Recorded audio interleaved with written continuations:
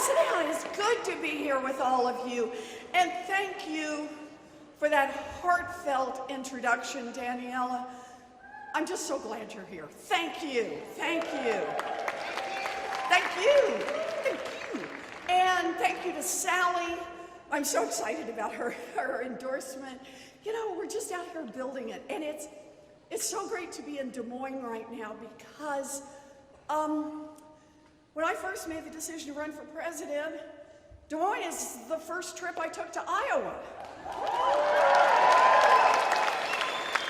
And I just found out in the car on the way here, you know, we've been working, you keep your head down, you do your work, you talk about the key issues, you reach out to people over and over and over.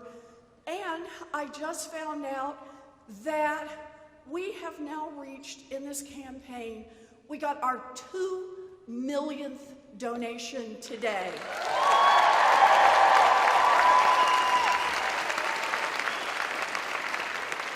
So if we can grow this thing from 0 to 2 million and keep doing this, I will keep coming back to Des Moines.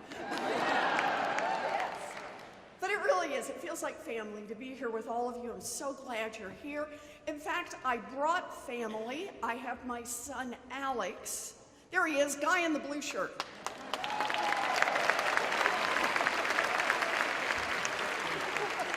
A word about Alex. Alex has been my tech support since 2nd grade. That is actually true. And he now runs his own small business, but he has picked up a second job, and that is support your mother when she runs for President of the United States. Way to go, Al.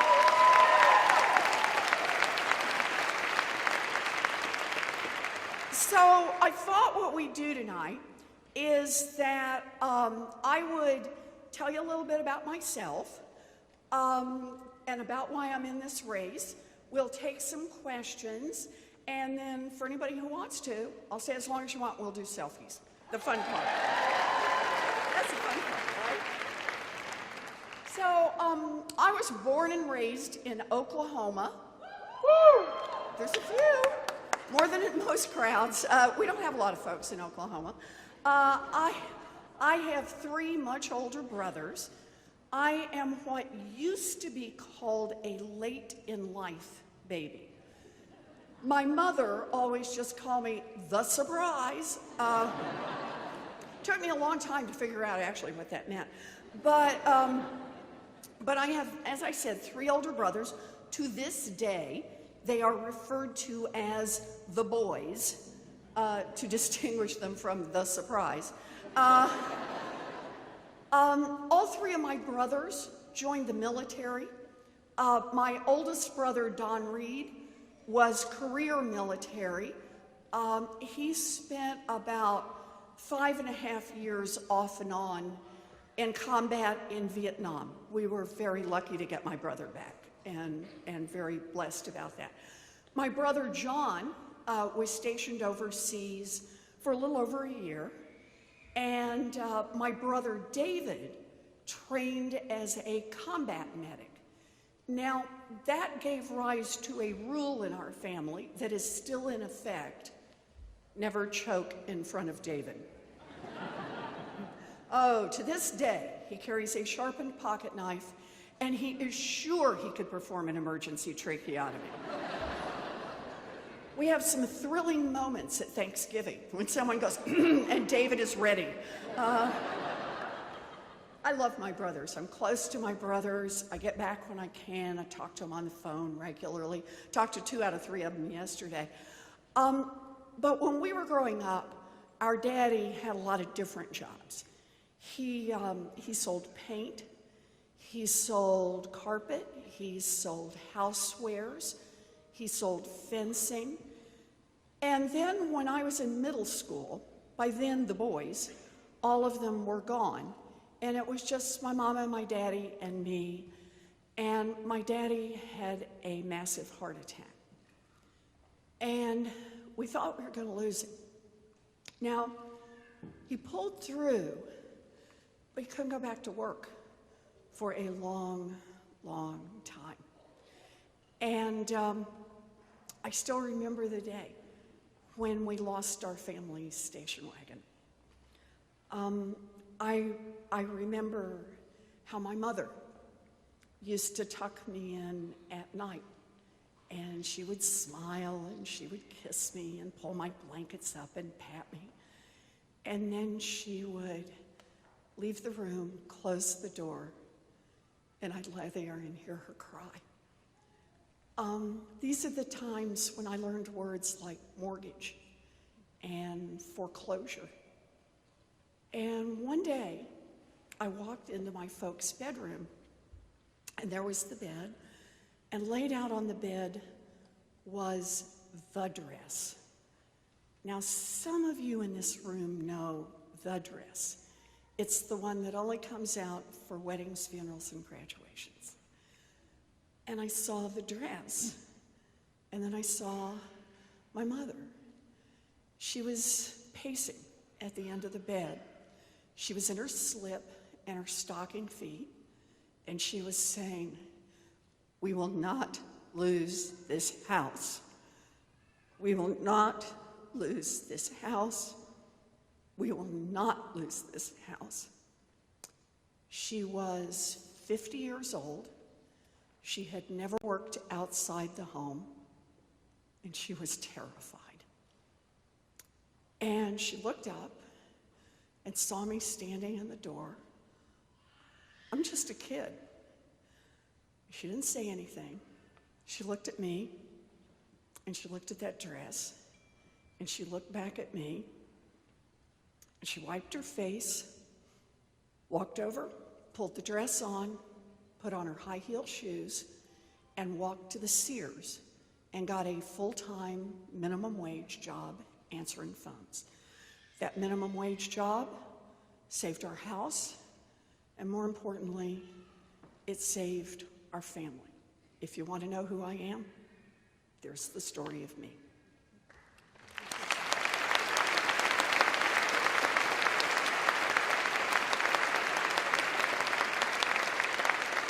Now, I always felt like that story was the lesson my mother taught me, that no matter how scared you are, and no matter how hard it looks, when it comes down to it, you reach down deep, you find what you have to find, you pull it up, and you take care of the people you love.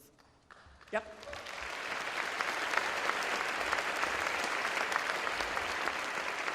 And it was years later that I came to understand. That's the story of millions of people across this country every day. Millions of people who, no matter how hard it looks, no matter how scared they are, when it comes down to it, they reach down deep, they find what they have to find, they take care of themselves, they take care of the people they love, because that's what we do. It was only years later that I came to understand that same story is also a story about government. Because when I was a girl, a full-time minimum wage job in America would support a family of 3. It would pay a mortgage, it would cover the utilities, and it would put food on the table. Today, a full-time minimum wage job in America will not keep a mama and a baby out of poverty. That is wrong, and that is why I am in this fight. Woo!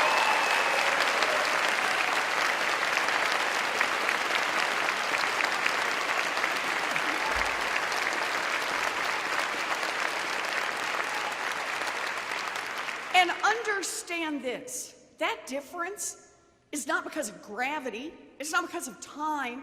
The difference is who government works for. When I was a girl, the question asked about the minimum wage was, what does it take a family of 3 to survive? What does it take a family of 3 to get a toehold in America's middle class? What does it take a family of 3 to earn something that's solid, that they can build on and actually start to create a future for themselves? Today, the question asked in Washington over the minimum wage is where do we set the minimum wage to maximize the profits of giant multinational corporations? Well, I don't want a government that works for giant multinational corporations. I want one that works for our families.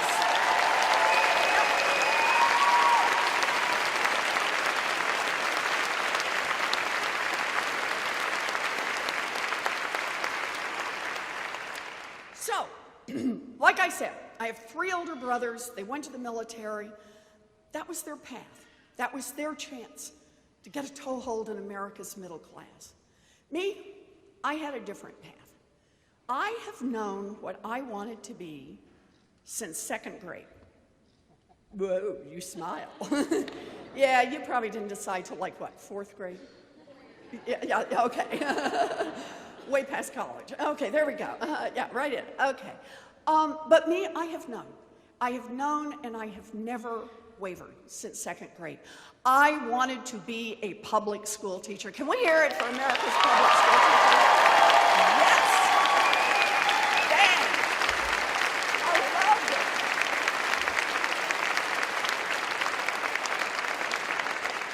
Oh, and I didn't just want it. I wasn't just waiting for it to come my way. I got out there and worked on it. I used to line my dollies up and teach school. I had a reputation for being tough but fair. Oh man, that's what I wanted. But by the time I graduated from high school, my family didn't have the money for a college application, much less to send me off to 4 years at university. So, like a lot of Americans, I do not have a straight line story. I have a story that has some twists and turns in it. So here's how mine goes. Graduated from high school, got a scholarship to college. Yay! Woohoo! And then at 19, I fell in love, got married, dropped out of school, and got a minimum wage job. Yay! And look, it was my choice, and it's a good life. But it wasn't the dream. It wasn't the thing that had made my heart beat for so many years. And then we're living down in Texas, and I found it. A commuter college, 45 minutes away, that cost $50 a semester. And on a price I could pay for on a part-time waitressing job, I finished my 4-year diploma. I became a special needs teacher. I have lived my dream job.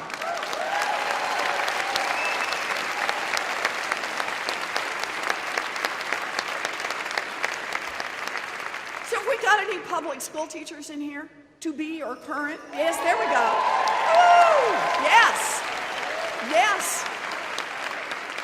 So you got to back me up on this. Okay, I want you to back me up on this. This is not just a job. This is a calling. I had 4 to 6-year-olds, special needs kids, and I still remember the faces of most of them. I remember things we worked on. I remember our successes, and I remember the things we still needed to work more on. I love that work, and I probably would still be doing that work today, but my story has some more twists in it. And here's how it goes. By the end of the first year, I was visibly pregnant. And the principal did what principals did in those days. Wished me luck and hired someone else for the job. Oh yeah.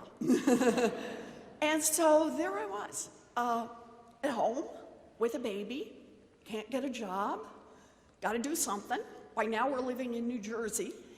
I got to do something, and I make the decision, I'll go to law school. For your friends who went to law school, never inquire too closely how they ended up in law school. There are a lot of crazy stories around this. But anyway, found a public law school, $450 a semester, baby on hip, headed off to law school, did 3 years of law school, graduated visibly pregnant. You will discover a pattern to this story. And that, by the way, is Alex. Thank you for waiting until after graduation to be born. Thank you, son. Graduated, took the bar, and practiced law for 45 minutes.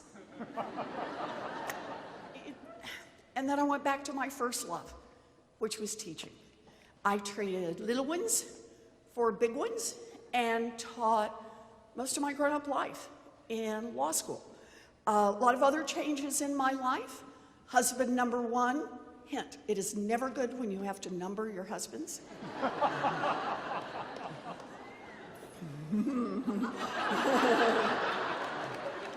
Husband number one and I parted ways, and that's when I found Bruce, so I've only had to go to husband number two, and he's a good guy. He's at home with Bailey right now. I taught in law school, and like a lot of people maybe, I don't know if they do this, but when you grow up on the ragged edge of the middle class, I taught the money classes. I learned everything about them, and then I got out there and taught them. So I taught commercial law, I taught contract law, I taught secured transactions, I taught payment systems, I taught bankruptcy law, law of debtors and creditors, law and economics. If it was about money, I learned it and I taught it. But there was one central issue that I always worked on, and that is what's happening to America's families. Why is America's middle class being hollowed out? Why is it that people who work every bit as hard as my mother worked 2 generations ago find the path today so much rockier and so much steeper? And for people of color, even rockier and even steeper.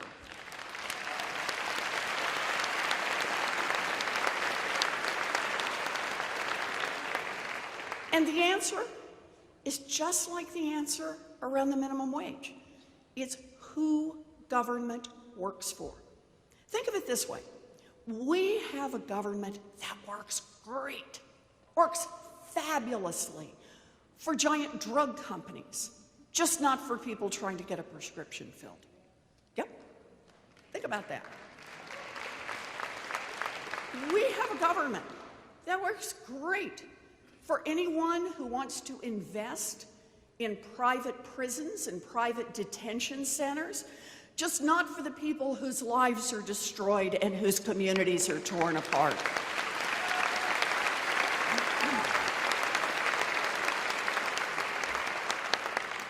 We have a government that works tremendously well for giant oil companies that want to drill everywhere, just not for the rest of us who see climate change bearing down upon us. Woo.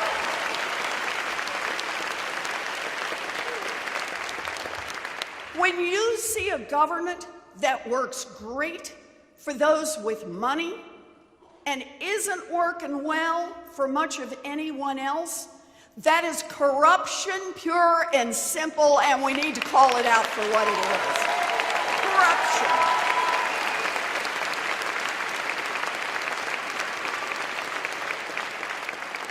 Corruption. Corruption, and here's the thing. Whatever issue brought you here today, the price of prescription drugs, gun safety, climate, immigration, criminal justice reform, whatever issue brought you here today, if there is a decision to be made in Washington, I guarantee it's been touched by money. I guarantee it's been influenced by money. I guarantee it's been shaped by money. It's been nudged by money. And understand, in so many ways, it's campaign contributions, you bet, but it's so much more. It's the lobbyists, it's the think tanks, it's the bought and paid for experts. In fact, let me just tell you a quick story about this. You go back to the early 1990s, and we basically get what's about to happen on climate. We don't have all the perfect words, but we get it. We're calling it global warming, but we understand putting this much carbon into the air is not good. It's going to have disastrous consequences. And here's the amazing thing. Go back and check. You know what folks in Washington were doing? Democrats and Republicans We're working together. They're talking about it. They're saying, geez, this really sounds terrible. What do we need to do? Does the EPA need more authority? Do we need to pass some more laws? Do we need more money going into cleanup? What kind of things do we need to do? Together. It is not a political issue. And then along come the Koch brothers. Oh, you've heard of the Koch brothers. I can tell, right? Along come the Koch brothers, along come the fossil fuel companies, along come the big polluters. And basically, they get together and say, whoa, if Congress gets serious about this climate thing, that's going to bite into our bottom line. That's going to mean our profits are going to go down. So they've got an investment decision to make. Now, what they could decide is we're going to stop investing in fossil fuels, we're going to move to clean. They don't do that.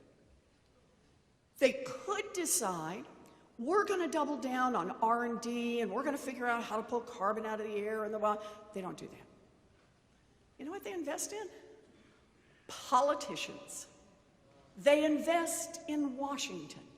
They invest in lobbyists. They invest in campaign contributions. They invest in bought and paid for experts. You know, this is the one that really gets me. These guys who stand up and say, yes, I am a doctor, right? And I think it's actually getting cooler here, and climate is blah, and the dinosaurs loved it. Whatever it is they want to say. Think about why somebody is supporting that, pumping in millions of dollars to lift up that voice, to give them these so-called think tanks so that they can be a part of this conversation, right? Even though science is terrible. Why do they do that? Because there's one thing those guys are building. It's an umbrella over the politicians. So the politicians can hide out and they can keep taking money from the petroleum companies. They can keep taking money from the Koch brothers. They can keep taking money from the big polluters and say, oh, I'm not a scientist. I don't know what's going on here.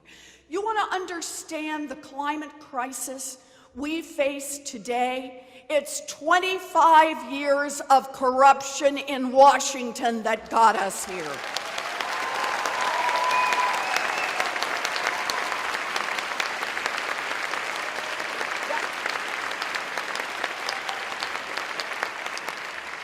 So if we're going to make change, understand this. It won't work to do one statute over here, a couple of regulations over there, a little nibble around the edge over there. It's going to take big structural change. You ready for that?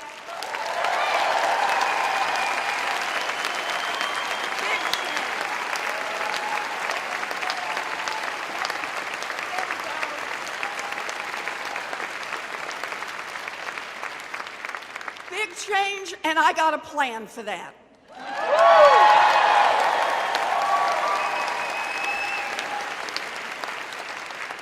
And here's where it starts. Attack the corruption head on.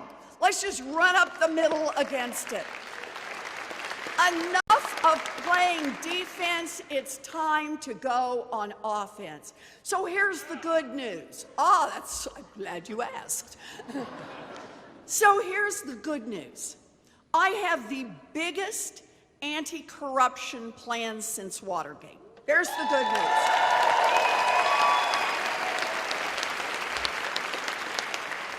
Here is the bad news.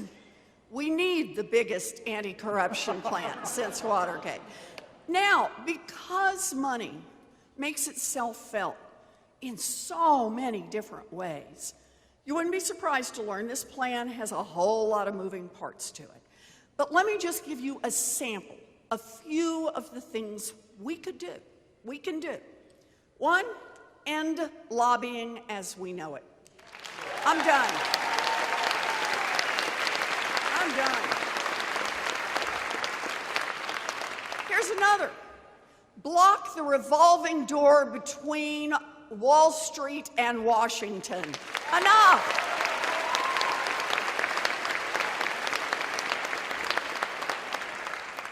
one you might not have thought about, but is important.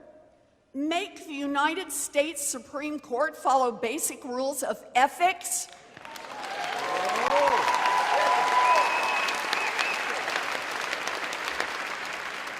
Okay, I really could do these all night long, but I'll just do one more. You really want to hose out some corruption? Here's one. Make every single person who runs for federal office put their tax returns online.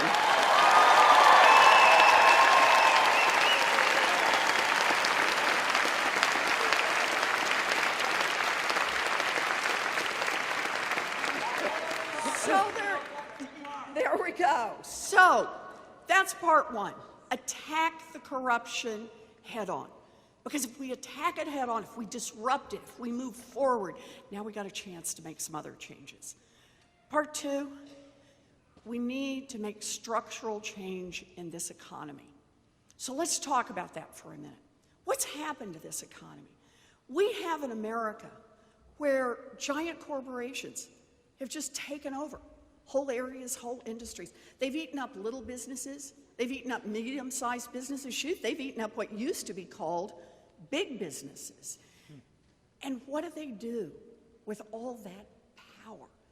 They roll over their employees, they roll over their customers, they roll over the communities where they're located, and they call the tune in Washington. So what do we need to do? Well, let's start with how about we get a president who has the courage to enforce the antitrust laws.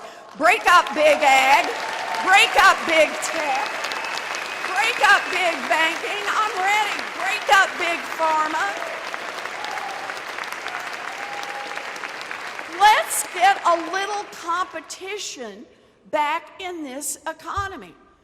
But structural change, it's about power. And over and over, we live now in an America where all the power is in the hands of the corporations.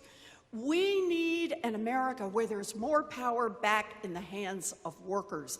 That means we need to make it easier to join a union and give unions more power when they negotiate. Yep. Unions built America's middle class. Unions will rebuild America's middle class.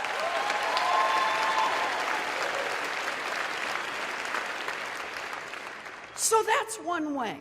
We make structural change with the power. Second way, it's time for a wealth tax in America.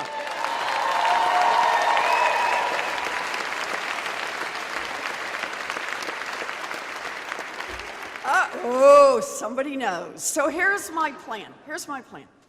Your first $50 million free and clear. I see several of you are saying, oh, okay. I can deal with this woman. Okay, first $50 million free and clear.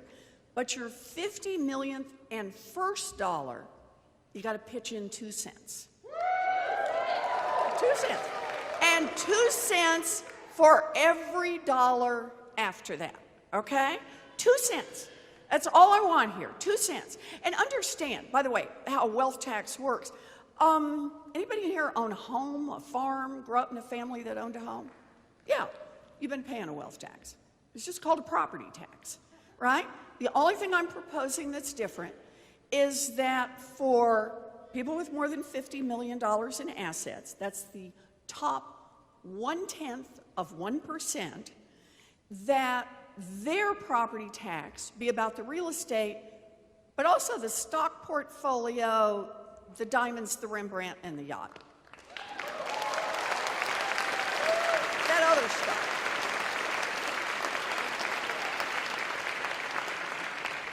And, you know, I have people sometimes say to me, you mean tax rich people? And the answer is, yeah. And they say, but, say some of the rich folks, I worked hard. I built this business. I had this great idea. I stayed up late. I worked on it. Or they inherited well. But either way, they say, you know, so this is mine. And I say, hold on just a sec here. You know, if you built a great fortune here in America. Good for you. That's great. I'm glad to hear that. But here's the deal. You built a great fortune here in America. I guarantee that you built it at least in part using workers all of us help pay to educate.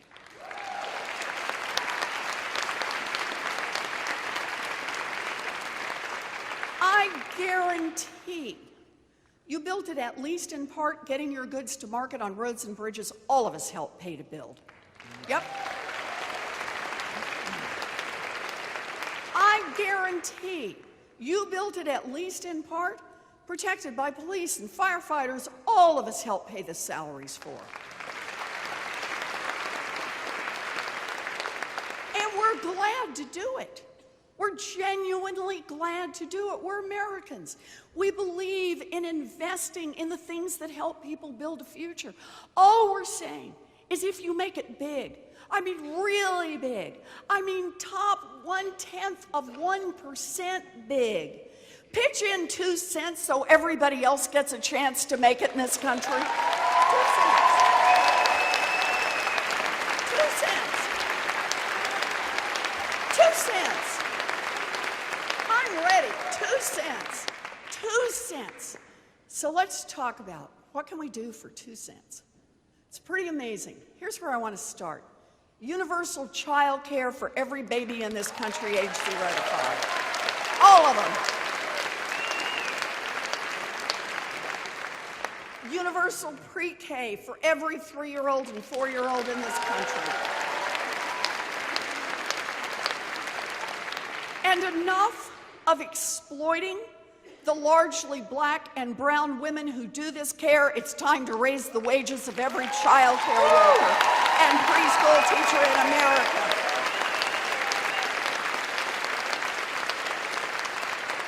$0.02, and we can do all of that for our little ones. Plus, we can provide universal technical school, 2-year college, 4-year college for anyone who wants an education. Think about that.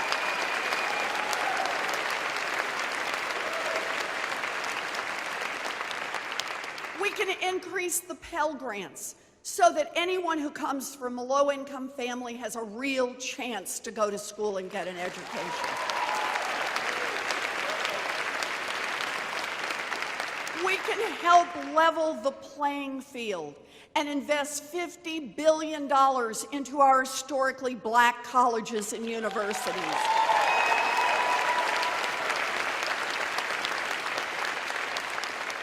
We can do all of that, plus we can cancel student loan debt for 95% of the folks who've got it.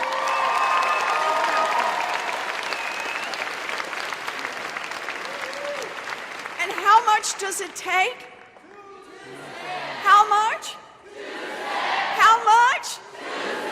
Yes, 2 cents, and we can do this. Think about the kind of America we can build by asking those at the very, very top just to pitch in for a whole generation of kids. And one more piece. When we're talking about fairness in this country, let's do the affirmative statement of our values. After a lifetime of hard work, everyone in this country should be able to retire with some dignity, and that means protecting Social Security. Woo!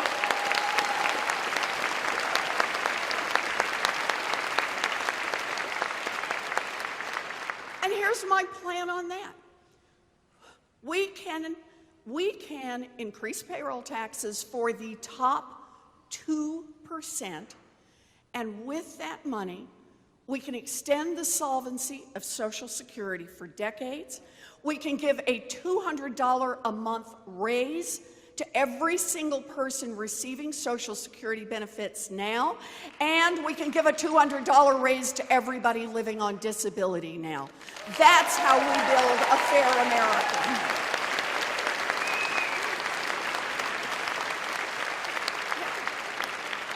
So, a little structural change in the economy by asking those at the top to pay a fair share. That's part 2. Part 1, attack the corruption head on. Part 2, is get some structural change in this economy. Part 3, we need to protect our democracy.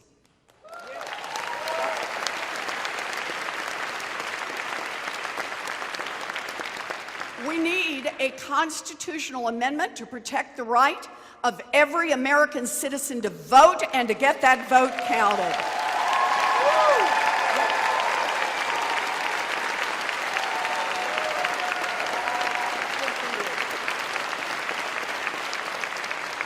It's time to outlaw political gerrymandering.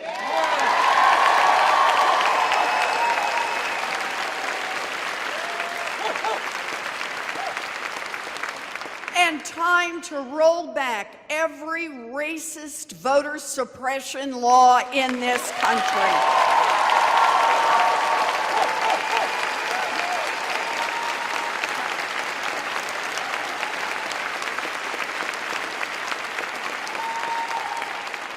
And just one more. Overturn Citizens United. Democracy is not for sale.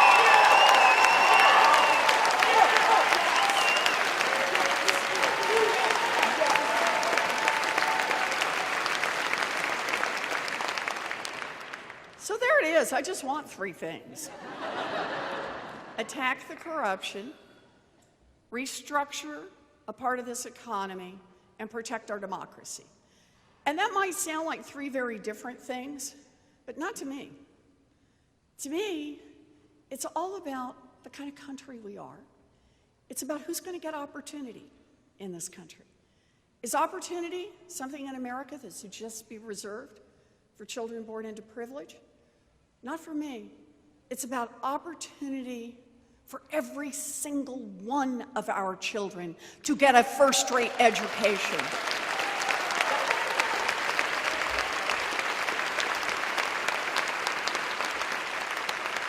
Opportunity to get a good job, to be able to start your own business, to move back to the family farm, to start farming. It's opportunity to build a future without getting crushed by student loan debt, to get the education that you need. Opportunity.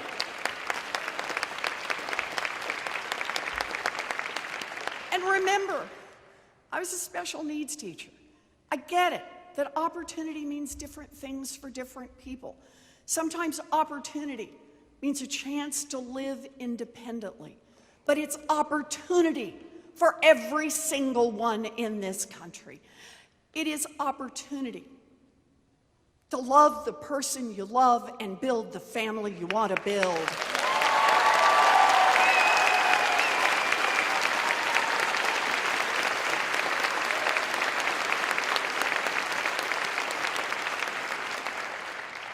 And I'll tell you why, for me, it's all about opportunity. I never in a million years thought I'd run for public office. That was going to be my job. I'm a teacher. But I got the opportunity. I got the opportunity to be a public school teacher. I got the opportunity to be a college professor. I got the opportunity to be a United States Senator, and I got the opportunity to be a candidate for President of the United States of America. Dream big, fight hard, let's win.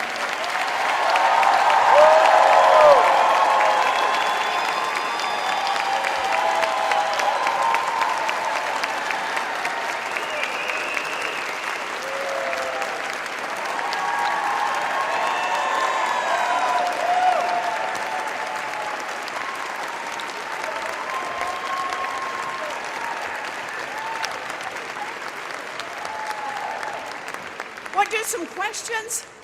Let's do some questions. I think, who's doing this? Who's running this show? It's never me. Come on out. Who's going to do it? Who's doing our questions? No, come on. Danielle, are you doing it? Who's doing it? Come on out. Hi. Come on up. So what's happening? Have we got... My name's Renee. Oh, wait, Renee. Okay, wait. I thought somebody was going to help me do this. Go ahead, Renee. Okay. Tell me your question. When did you first think, maybe someday I'd like to be president?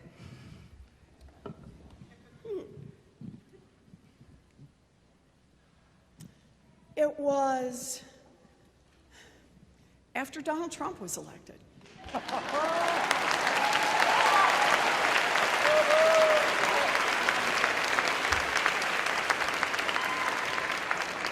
And it was just that moment of, this is so deeply wrong. So wrong.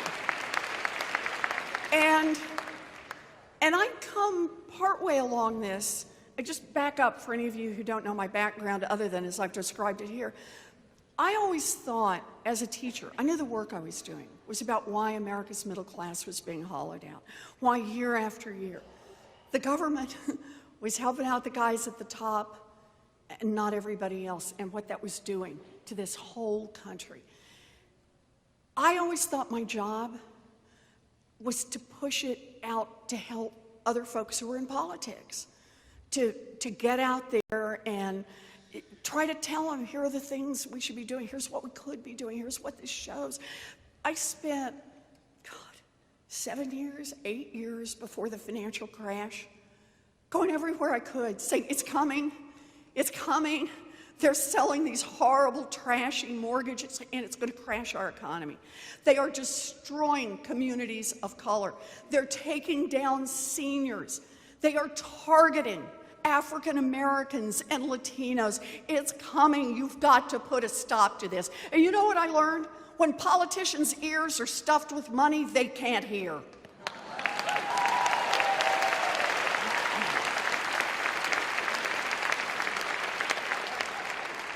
And so after the crash, I was asked to come to Washington to try to get some accountability into the bank bailout. I fought with banks, I fought with our regulators every inch of the way, but I saw what was coming next. We were going to pass some laws, and by golly, I was determined we were going to get a consumer agency that was going to be on the side of American families.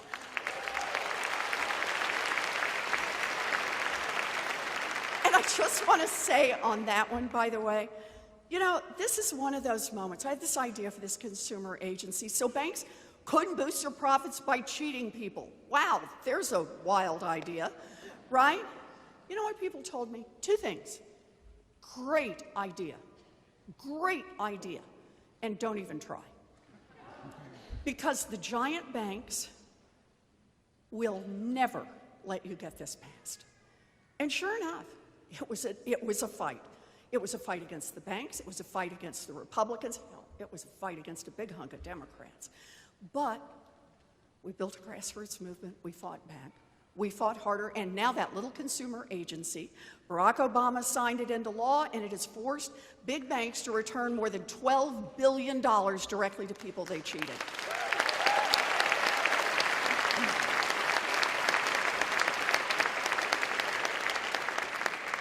And from there, by the way, you know what we proved with that little Consumer Financial Protection Bureau? We can make government work for the people.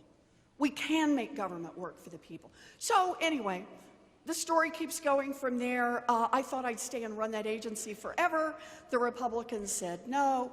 I went back to Massachusetts. People said to me in Massachusetts, there was a very popular Republican incumbent, you should run against this guy. You won't win. He has a 65% approval rating. He already had $10 million in the bank, and you are a female. Oh, yeah. Oh, yeah. He said, you won't win, but you should run. All I can say is, Democrats, get a better sales pitch. But I got in the race. I started out 17 points down. I beat that guy by 7.5 points.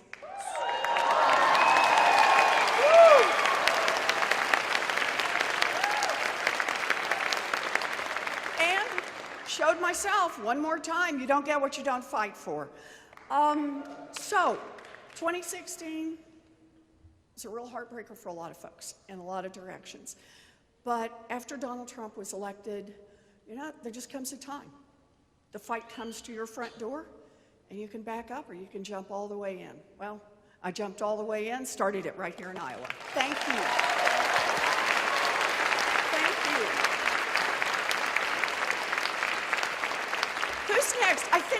we drew lots before I came out here, right? We drew?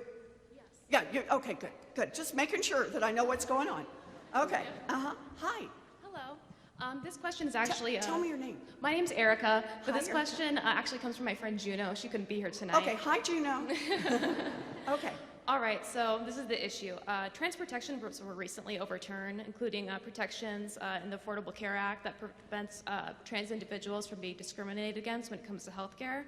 But even before, even if you found insurance that would cover treatments like SRS, often they wouldn't cover things that you need that are required to have before you would get SRS. So, you know, the trans population isn't very wealthy. So this can postpone like very necessary treatment like for people indefinitely.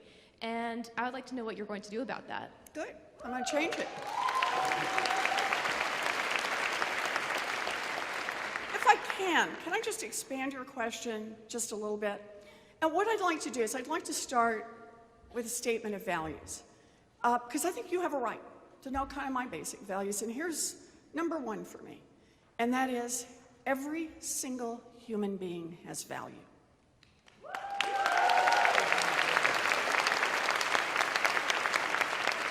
And we need to run our country, we need to think about our policies in a way that is consistent with that. Donald Trump has a strategy. His strategy is turn people against people. Think about it. He is hopeful that he can just turn people against people, keep everybody stirred up, and he wants to turn white against black and brown. He wants to turn Christian against Muslim. He wants to turn straight against gay, and particularly trans. He wants to turn everybody against immigrants, particularly black and brown immigrants, because he hopes that if people across this country are busy fighting each other, then they won't notice that Donald Trump and his corrupt buddies are stealing the great wealth of this country, stealing our prestige and stealing our future. That's what he hopes.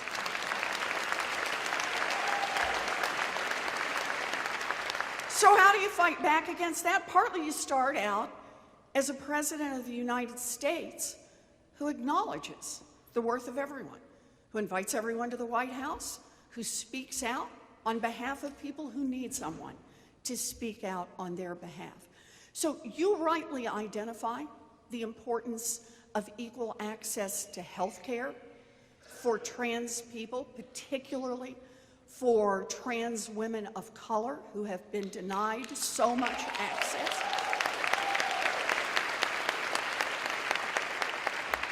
But I want to take it a click further. So yes, I'm there. I think it's important that we put this into law. But it's also true that we need to protect trans women, in particular, all trans people, on our streets. We are now at 19 trans women of color who have been killed so far this year. We need to make changes in our policing practices. We need a Department of Justice that is there to protect all of our vulnerable citizens. We need policies in housing that protect everyone, including trans people. We need employment protections that protect everyone, including trans people. Look, this is about who we are as a people. You don't get to say, yeah, I believe in the worth of every human being, except not so much for those people, or for that group, or for this group. Nope. What I believe is the way we build the America of our best values is we embrace each other's fights, and even more importantly, we embrace each other. Thank you. Thank you.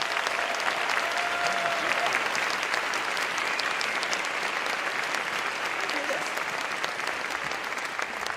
Hi. Hi, my name is Georgia. Hi, Georgia. Hi. Here's an issue that's near and dear to my heart. Okay. What are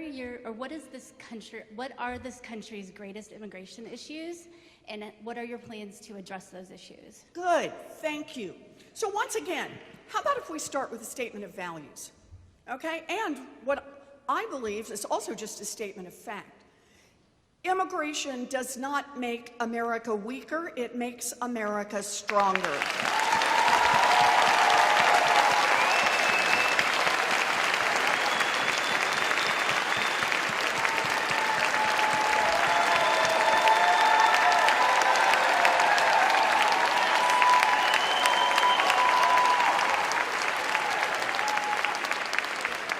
Okay.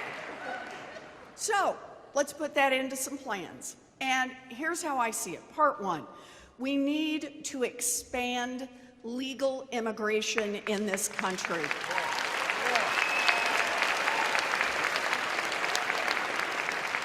I met a man just today in Indianola who was telling me about how he's had heart surgery, he's getting on in years, and his wife is in the Philippines. And he can't get her into the United States. He says it's been more than 20 years they've been banging on this system trying to get it straightened out. And Donald Trump has cut legal immigration in this country. It is time to expand legal immigration. So that's part one. We're together on this. Part two, we need a pathway to citizenship for the people who are here to stay.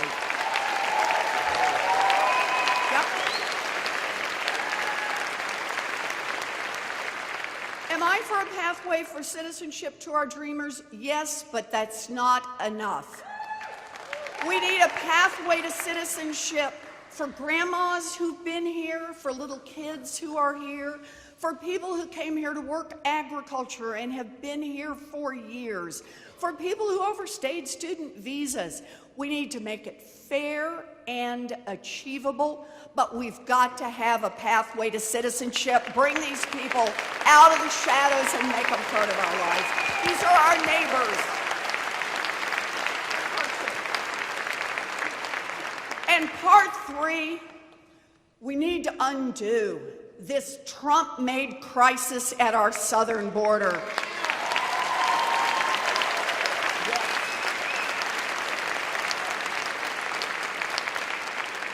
Keep in mind on this one how it started, how it got so out of hand. When Donald Trump and his cronies started cutting aid to Central America, destabilized the government, destabilized the economy. Look, I went down to the border when it was first leaked out that our government, using our tax dollars, was taking children away from their families. I went down to the border. I was down in McAllen. And I just want all of you to envision this for a minute. Giant Amazon warehouse. That's what it looked like to me. Only it smelled bad. And it was dirty. I walked in, and on my left, it's cage, packed with men. Maybe 10 feet wide, 40 feet deep, and a bare toilet back in the corner. Packed so hard, they couldn't all lie down. On the right side, same thing, cage of women. And then you walk into the main part. And there were the big cages of little girls. Just children.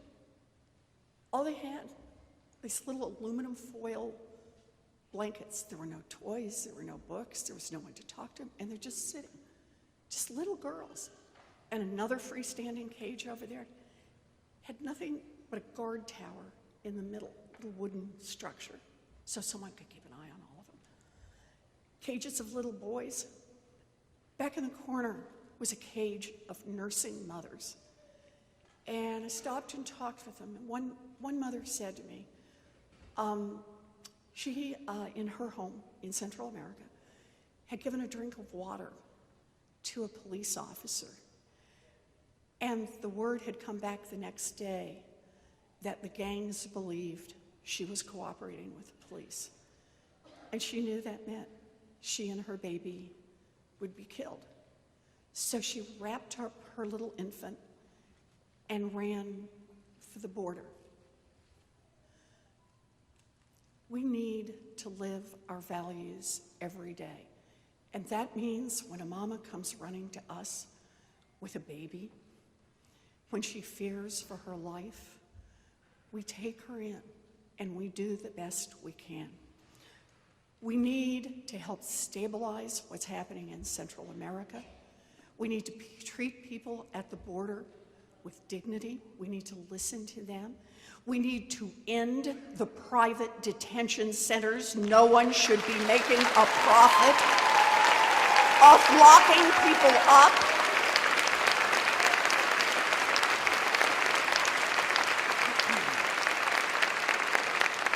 And we should never, ever, ever take children away from their families. That's what I promise you. You can count on me. Thank you. Thank you. Thank you. Thank you. So I think that's it. I think we're going to do 3 so we can get to the other fun thing we're going to do this evening. Let me just wrap this up with a couple of points. The first is to say, I know there are a lot of things you could be doing on a Sunday night, but I also know how important 2020 is. Not just to Iowa, but to our whole country. And the decisions for 2020 are going to start right here in Iowa. I am grateful to you for showing up, for investing your time and your energy in this. Thank you. You're going to help us build a better future. So thank you. No, thank you.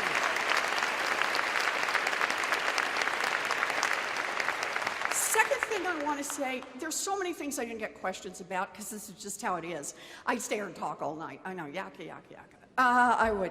But one of the things I didn't get a chance to talk about tonight, just because nobody asked, is to talk a little bit about Medicare for All. And I just want to put in a short pitch on this. Every single person who is running for president knows that hardworking middle-class families all across this country are getting crushed by the cost of health care. And they know that Medicare for All is the cheapest possible way to provide health care coverage for everyone. I believe that health care is a basic human right. I will fight for that, and that's why I support Medicare for All. And I want you to hear it from me. That's why I'm there.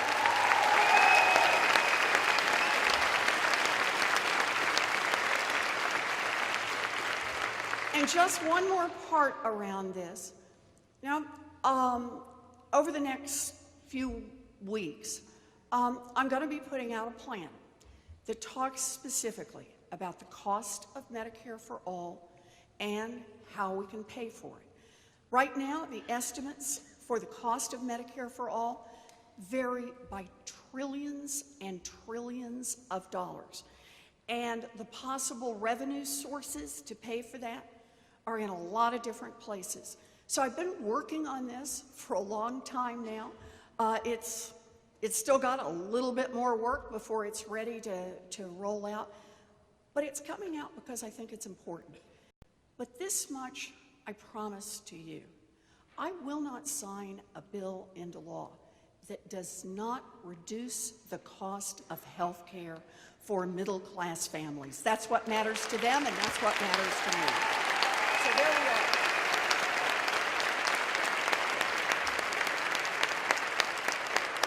So this is hard. All the things I talk about, this is hard. Getting good immigration plans, getting good health care plans, getting good plans around higher ed and around babies, and watch out tomorrow around public schools. Lots of good plans, lots of good pieces. When I first came to Iowa, I went back to Washington right after I'd been here. And experts came up to me, also known as senators, and said, saw that you were out in Iowa, saw you're out there talking to folks. You know, good for you, but what you're doing, too hard. Too complicated. This is not how you run for president. You run for president by giving some kind of generalities. You know, you kind of say some vague thing. Smile more.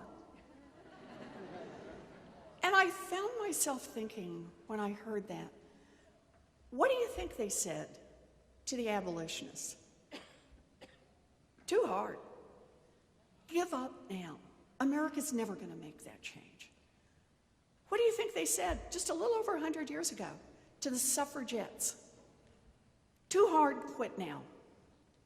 What did they say to the early union organizers? Too hard, quit now. What did they say to the foot soldiers in the civil rights movement? Too hard, quit now. What did they say, shoot, just a decade ago to the LGBTQ plus activists who wanted equal marriage? Too hard, quit now. But they didn't quit. They got organized, they built a grassroots movement, they persisted, and they changed the course of American history.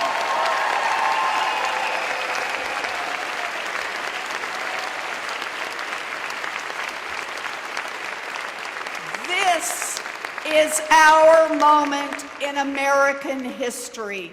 This is our moment to dream big, fight hard, and win.